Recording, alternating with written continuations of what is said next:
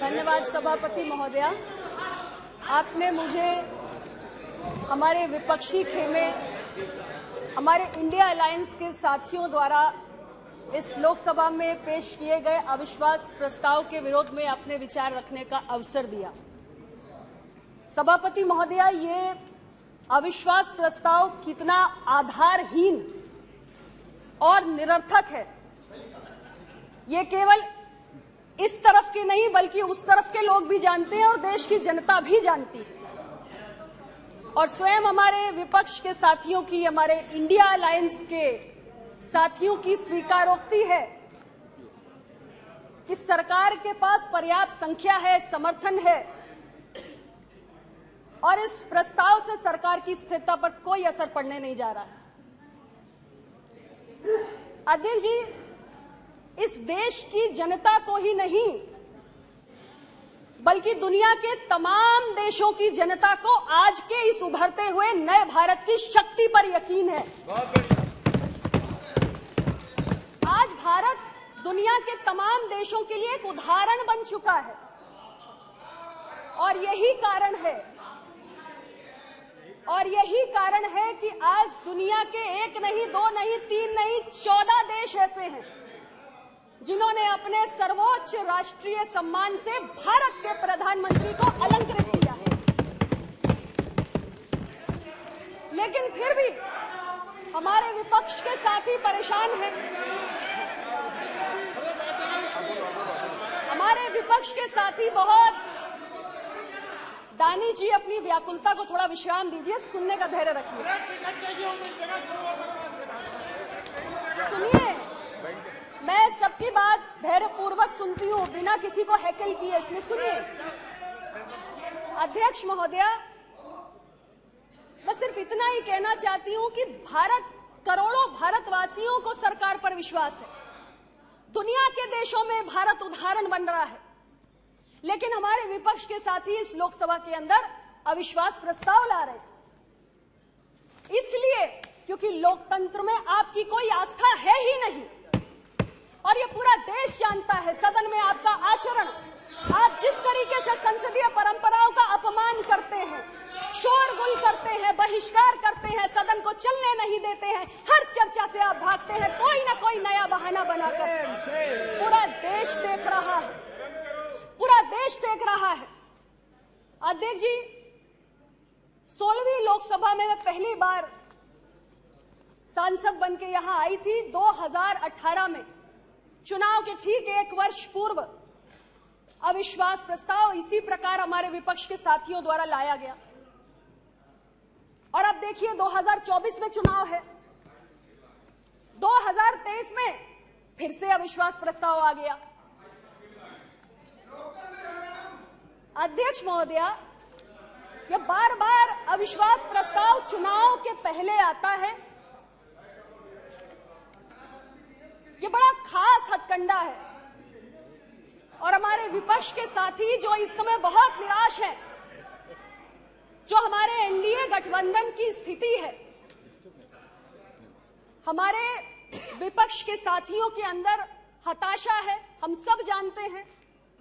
और फिर इस चुनावी हथकंडे का प्रयोग किया जाता है क्योंकि कहीं न कहीं इनको लगता है कि शायद ऐसा करके हमारी राजनीतिक जमीन मजबूत हो जाएगी, शायद चुनाव से पहले कोई ना कोई अप्रत्याशित चुनावी लाभ हमें प्राप्त हो जाएगा।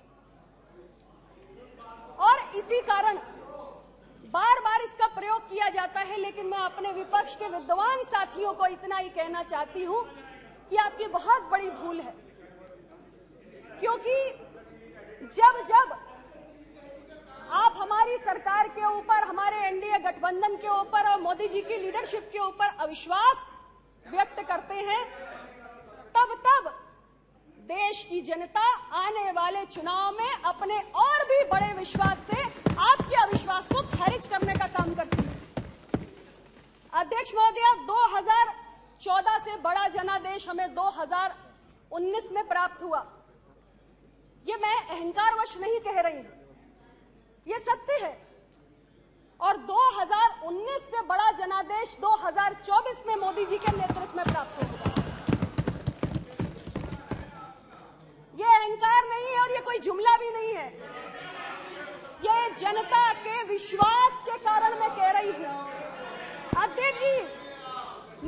विद्वान विपक्ष के साथियों से कहना चाहती हूं कि जनता का विश्वास प्राप्त करने के लिए जनता के मन में उतरना पड़ता है। और 9 वर्षों में हमारी सरकार ने अपने कार्यों से, जन सेवा के जो कार्य हमने किए, जनता के कल्याण के जो कार्य हमने किए, हमने जनता के दिल में जगह बनाई है। और जनता के मन में जगह बनाने के कारण मैं कह रही हूं कि 2019 से बड़ा जनादेश हम 2024 में लेकर आएंगे। मैंने पहले भी कहा कि आपके आचरण, आपके रवैये को भी देखा है, देश की जनता ने देख रही है, और हमारे विकास के मॉडल को भी देखा है। हमारा विकास का मॉडल जिसके केंद्र में है गरीब का कल्याण। अध्यक्ष जी, इस वर्ष हम आजादी के 76 वर्ष पूरे करेंगे। संविधान सबको बराबरी का अधिकार देता है। आजादी के 76 वर्षों में भी क्या देश के अंदर कोई भी ऐसा व्यक्ति होना चाहिए जिसे मूलभूत सुविधाओं की गारंटी ना हो? हमारी सरकार ने, मुझे गर्व है, इस बारे में सोचा। 3 करोड़ से ज्यादा प्रधानमंत्री आवास, 12 करोड़ शौचालय, 12 करोड़ नल से जल का कनेक्शन, कोरोना काल में 80 करोड़ गरीबों को मुफ्त अनाज, 48 करोड़ से ज्यादा बैंकों के खाते, 3 करोड़ से ज्यादा बिजली के कनेक्शन, 10 करोड़ से ज्यादा उज्ज्वला गैस के सिलेंडर, 23 करोड़ लोगों को आयुष्मान भारत स्वास्थ्य बीमा। अध्यक्ष जी, मैं इस सदन से पूछना चाहती हूं, ये कौन लोग हैं समाज का, ये कौन सा तबका है जिसके पास आजादी के बरसों बाद सिर पे छत नहीं, पीने को पानी नहीं, जहां महिलाएं एक शौचालय के लिए तरसती हैं, जिनके पास बैंकों में खाते नहीं, बैंकों के दरवाजे जिनके लिए बंद हैं, जो बीमारी में इसलिए मर जाते हैं क्योंकि इलाज के पैसे नहीं। कौन सा तबका है ये समाज का वो वर्ग है जो दलित है, पिछड़ा है, कमजोर है, वंचित है, सालों तक वंचित रहा है, और उसके लिए, उसके हितों के बारे में मोदी जी की सरकार ने सोचा है। अध्यक्ष जी, ये आंकड़े बहुत कुछ कहते हैं, बहुत कुछ कहते हैं जो शायद हमारे विपक्ष के साथी समझकर भी समझना नहीं चाहते। लेकिन जो देश का दलित है, पिछड़ा है, गरीब है, वंचित है, जिसने सही मायनों में समझा नहीं कि भारत के लोकतंत्र और आजादी का सुख क्या होता है, उसको इन आंकड़ों की कीमत समझ में आती है, इन आंकड़ों का महत्व समझ में आता है। हमारे विपक्ष के साथी स्वीकार करें न करें, लेकिन एनडीए सरकार के गरीबी उन्मूलन के प्रयासों को वैश्विक संस्थाओं द्वारा मान्यता मिली है। सभापति महोदया, आईएमएफ ने हाल ही में अत्यधिक गरीबी को समाप्त करने का श्रेय मोदी जी की सरकार को दिया है। दुर्भाग्य है आप इन उपलब्धियों को नहीं देख सकते, ना हमारे प्रयासों को देख सकते हो, ना हमारी मंशा को स्वीकार करने के लिए तैयार हैं। लेकिन क्या सच से मुंह फेर लेने से सच बदल जाता है? अध्यक्ष महोदया, दबी जुबान से ही सही, खुले मन से न सही, लेकिन हमारे विपक्ष के साथी ये स्वीकार तो करेंगे ही कि हमारी सरकार ने गरीब का कल्याण किया है और सामाजिक व्यवस्था में सबसे निचले पायदान पे जीने वाले लोगों की पीड़ा को समझा है। ये राजनीति का वो युग है मोदी जी के राज में, जहां वंचित वर्गों को सबसे निचले पायदान से उठाकर उन्हें मुख्य धारा में लाने के एक नहीं अनेक प्रयास हुए हैं।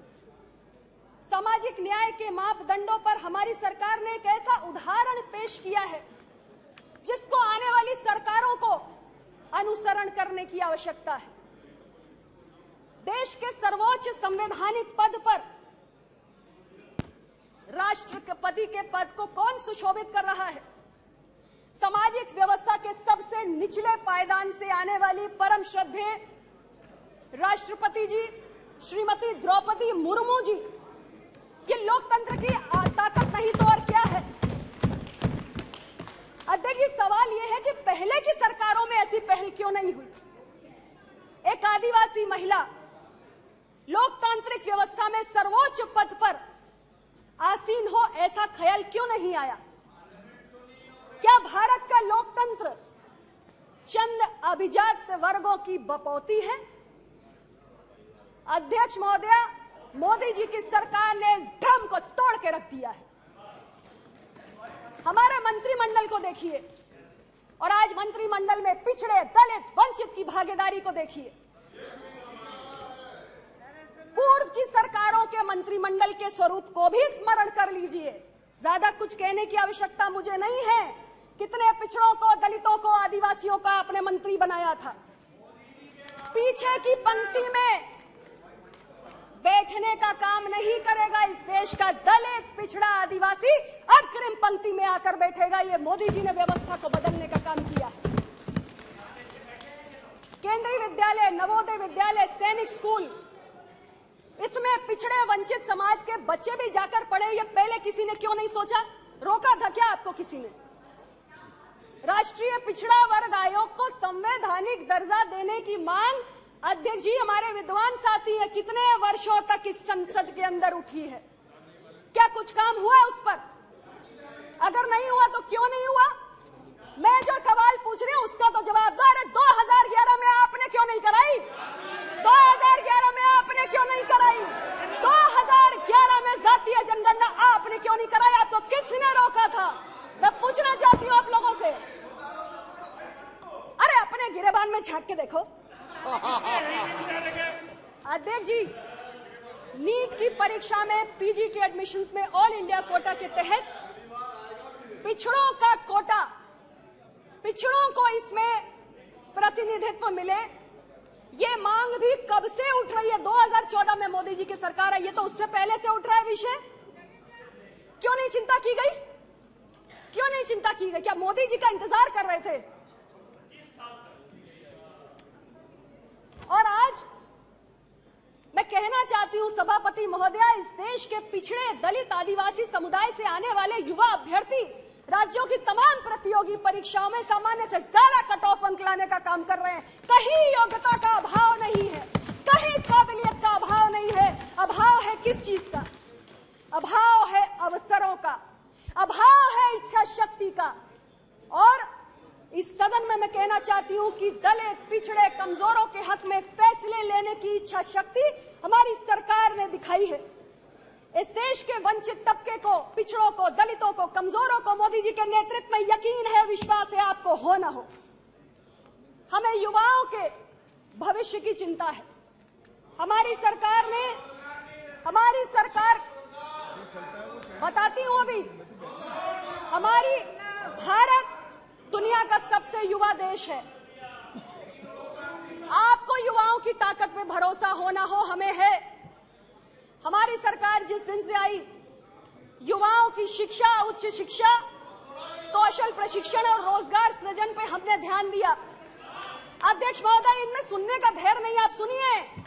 इस वर्ष 2023 दिसंबर 2023 तक 10 लाख सरकारी नौकरियों के नियुक्ति पत्र भारत की सरकार देने का काम कर रही है। हमने मिशन रिक्रूटमेंट के तहत, मिशन रिक्रूटमेंट, ध्यान से सुनो, मिशन रिक्रूटमेंट के तहत हमने इसकी शुरुआत की है। 7 रोजगार मेला का आयोजन हो चुका है। हर रोजगार मेला में 75,000 नौकरियों के, सरकारी नौकरियों के नियुक्ति पत्र बांटने का हमने काम किया है।